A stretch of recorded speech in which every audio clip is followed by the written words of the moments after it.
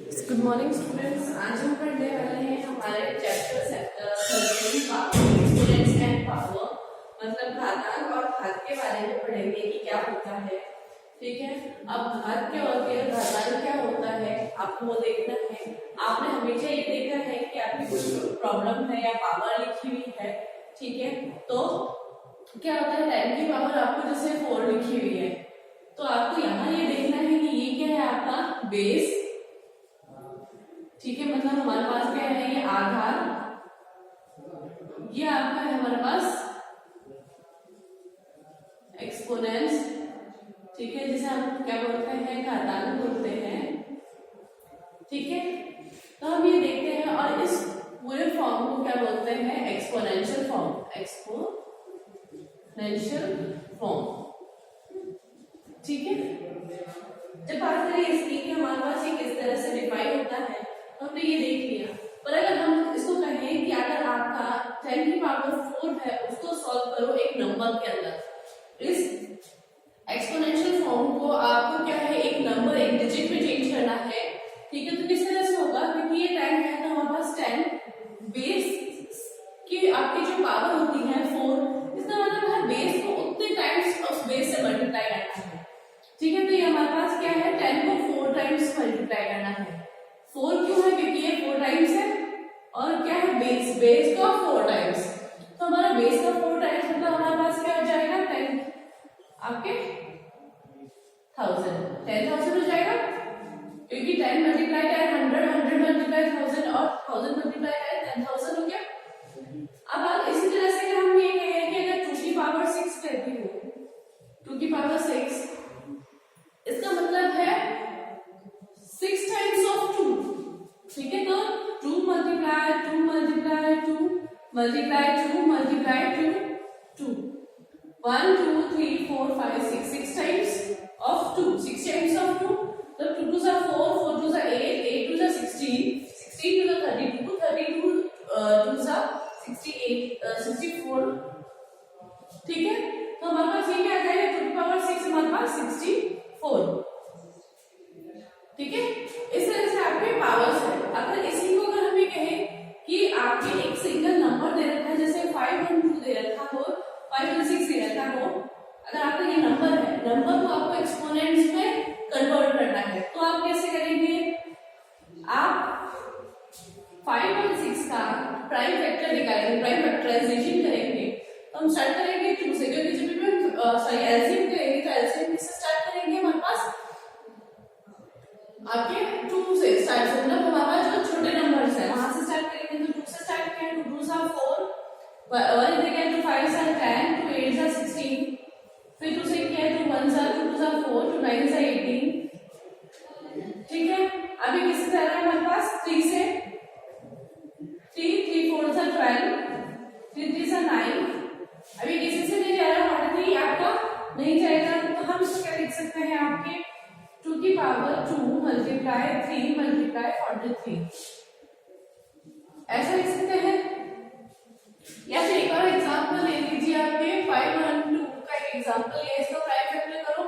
तो क्या आएगा, 2 2 4 5 10 2 6 12, फिर 2 2 1 2 2 4 2 8 16, फिर 2 से करो 2 6 2 4, फिर 2 से करो 2 3 2 2, फिर 2 से करो 2 1 2 और 2 6 12, फिर 2 से करो 2 8, फिर 2 से करो तो कितना आ जाएगा, 2 4, फिर 2 से करेंगे तो क्या आएगा, 2 1 2 1 जब तक आपके 1 नहीं आता या फिर ऐसा नंबर नहीं आता जो कि किसी से डिवाइड नहीं हो सकता है, किसी की टेबल में नहीं आता, तो हम इसको क्या लिख सकते हैं, 5 और 2 को हम किस तरह से लिखते हैं, 1 2 3 4 5 6 7 8 9, 2 मल्टीप्लाई 2 मल्टीप्लाई 2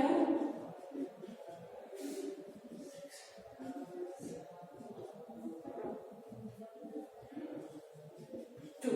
इस तरह से लिख सकते हैं। तो हम ये काउंट करेंगे कि 5 और 2 को हम आपके एक्सपोनेंट्स में कैसे रखेंगे, तो मैं इसको लिख सकती हूँ कि 2 की पावर 9 में 2 कितने बार, 1 2 3 4 5 6 7 8 9 टाइम्स आ गया, तो 2 की पावर 9 हमें क्या मिलेगा, आपको 5 और 2। अगर हम चाहते हैं कि 2 को मल्टीप्लाई करते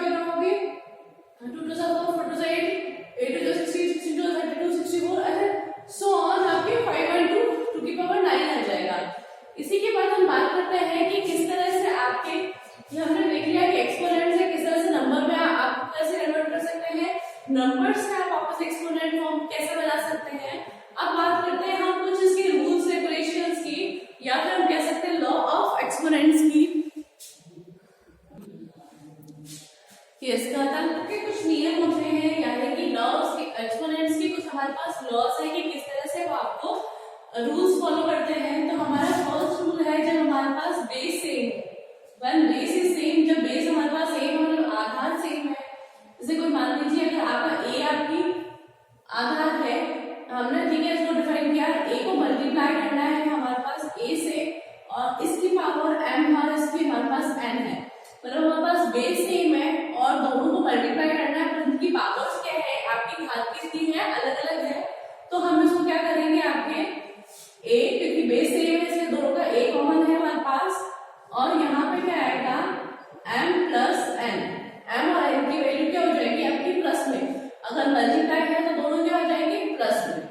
उसी के साथ हम जैसे मानते हैं कि a की power m divide by a की पावर n ऐसा है, तो क्या होगा, तो हमारे यहाँ डिवाइड की जगह क्या हो जाएगा, a का होके जो कॉमन है हमारे पास आधार, मतलब हमारे पास बेस जो कॉमन है, और आपकी पावर्स वो क्या है माइनस हो जाएगी m माइनस n, ठीक है। अब बात करते हैं हम नेक्स्ट, हमारे पास थर्ड है पावर का भी पावर, मतलब घात का घात कैसे होता है, ठीक है। अगर मैं कहूँ a की पावर m की होल पावर n, वो कैसे सॉल्व होगी, वो इस तरह से सॉल्व होगी कि आपको इसको करना है a m multiply n, m को n से मल्टीप्लाई करना है, ठीक है। अब बात करते हैं जब हमारे पास बेस तो डिफरेंट हो पर हमारे पास जो पावर्स है वो सेम होनी चाहिए, मतलब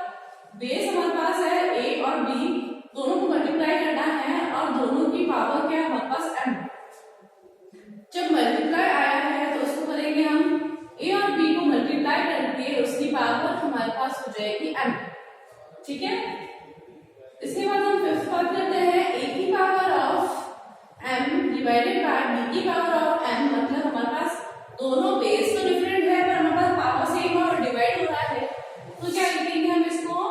a बाय b, मतलब a डिवाइडेड बाय b की पावर m, ठीक है। लास्ट हमारे पास एक बहुत ही इंपॉर्टेंट है, अगर हम जो कहते हैं कि a की पावर 0, अगर किसी की भी पावर 0 है, किसी भी नंबर की पावर 0 है, कि कितना ही बड़ा नंबर हो या कितना ही छोटा नंबर हो, उसकी वैल्यू हमेशा क्या होगी 1, a की पावर 0 इक्वल्स टू 1, ठीक है। अब हम बात कर लेते हैं इनकी, और नेक्स्ट हम बात करेंगे कि हमारे पास जब हमारे पास ये है, इसका एग्जांपल ले लेते हैं। फर्स्ट इसका एग्जांपल, अगर हमने फर्स्ट का एग्जांपल लिया, फर्स्ट स्पार्टा, अगर हमारे पास बेस सेम है, मतलब मैं कहती हूँ कि बेस हमारे पास 2 की पावर 3 मल्टीप्लाई 2 की पावर 2, यहाँ पे क्या हमारे पास बेस सेम है, बेस सेम होने के पावर अगर दोनों डिफरेंट है तो पावर होगा एक में 2 और एक में 3 है, डिफरेंट है, तो इसको किस तरह से लिखूंगी, 2 बेस 3 प्लस 2, 3 प्लस 2 मतलब हमारे पास 5, तो ये क्या हो जाएगा हमारे पास 2 की पावर 5, 2 की पावर 5 मतलब 2 को मल्टीप्लाई करना है 5 से, ये तो हमारे एक्सपोनेंट फॉर्म में आपको सॉल्व हो गया,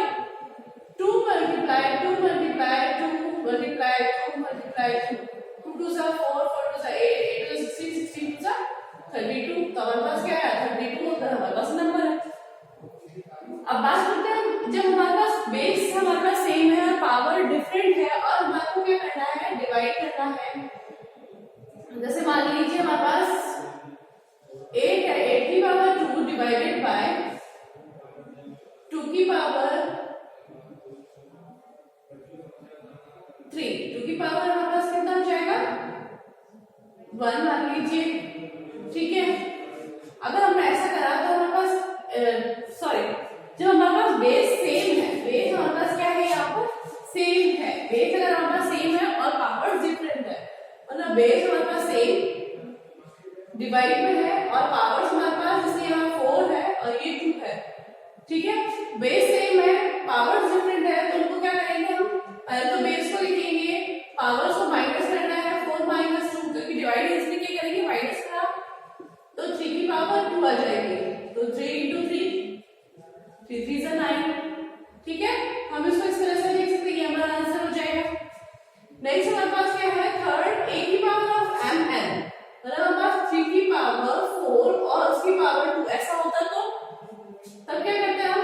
3 4 मल्टीप्लाई 2, तो हम यहाँ क्या लिखते हैं 3 4 2 8, 3 की पावर 8। ठीक है, इसी तरह से हम फोर्थ पार्ट की बात करते हैं। जब हमारे पास क्या है, बेस डिफरेंट हो और पावर सेम हो। हमारे पास मान लीजिए बेस, एक बेस हमारे पास 2 है, एक बेस हमारे पास 3 है, दोनों की पावर क्या है 2 है, सेम है, और हमें क्या मल्टीप्लाई करना है। तो कैसे करेंगे, बेस डिफरेंट है तो दोनों को मल्टीप्लाई कर दो, 2 मल्टीप्लाई 3, आपकी पावर सेम है तो उसको ऐसे ही ऊपर लिखो। ये क्या आएगा 3 2 6, 6 की पावर 2, तो आपका आंसर क्या आएगा हमारे पास 6 की पावर 2। इसको सॉल्व कर सकते हैं, 6 की पावर 2 लिख सकते हैं। फिफ्थ पार्ट, आपको अगर दोनों बेस सबके डिफरेंट हो और आपको पावर सेम और डिवाइड करना है, मतलब आपको 4 की पावर 2 डिवाइडेड बाय 2 की पावर 2, तो क्या होगा हमारे पास 4 डिवाइडेड बाय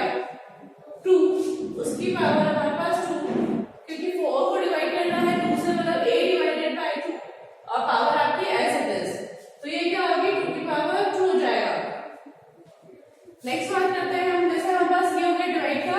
6 में कहा कि अगर कोई भी नंबर हो, अगर मैं ये कहूं कि 48 की पावर 0, तो क्या है 1, 3 की पावर 0, ये भी 1, अगर मैं कहूं 1 0 8 4 3 2 1, इसकी पावर 0 है, इसकी वैल्यू भी क्या हमारे पास 1 ही आएगी। छोटे से छोटा नंबर और बड़े से बड़ा नंबर कोई सा भी हो सकता है, इसकी पावर अगर 0 है तो उसकी वैल्यू क्या आएगी हमारे पास 1 आएगी। ठीक है, इसके बाद हम सॉल्व करेंगे कि किस तरह से हमारे पास स्टैंडर्ड फॉर्म कैसी होती है, कि किस तरह से हमारे पास स्टैंडर्ड फॉर्म में कन्वर्ट करते हैं। ठीक है,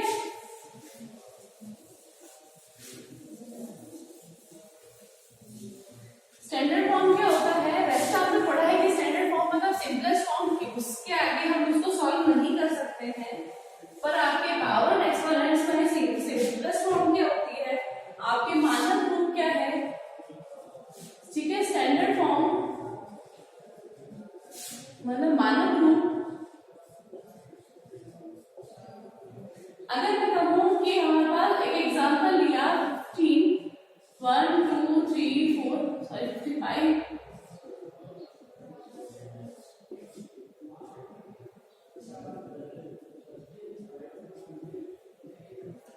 आपको इस तरह से एक नंबर गिवन है,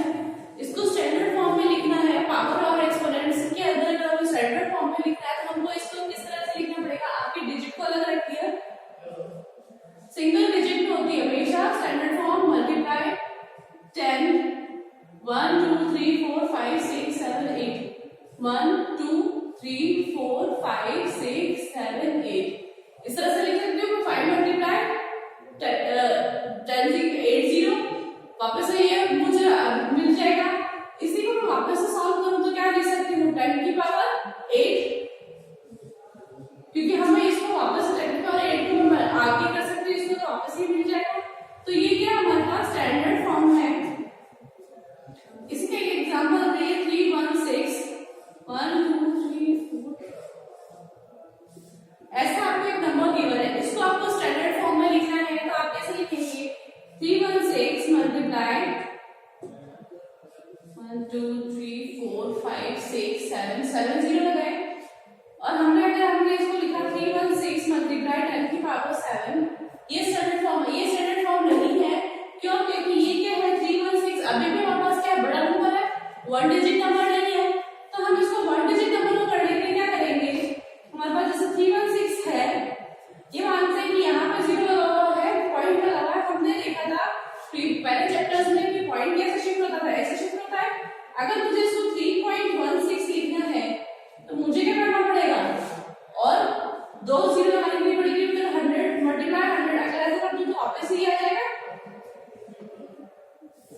क्या 316 को मैं ऐसा लिख सकती हूँ 3.16 मल्टीप्लाई 100, ऐसा लिख सकती हूँ। अगर ऐसा लिख सकती हूँ तो इसको मैं किस तरह से बाहर कर सकती हूँ, 316 मल्टीप्लाई 100 मल्टीप्लाई ये 10 to the power 75, 10 to the power 7 3.16 multiply 7, तो आपकी 10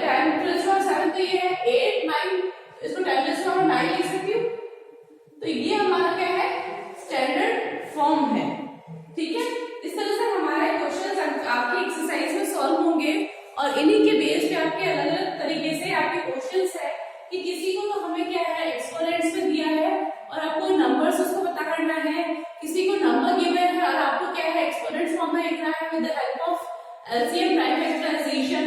आपकी थर्ड है हमारे पास जो स्टैंडर्ड फॉर्म में किस तरह से करते हैं, ठीक है, आपको मल्टीप्लाई रूल्स के ये सब कुछ आपने देखा है।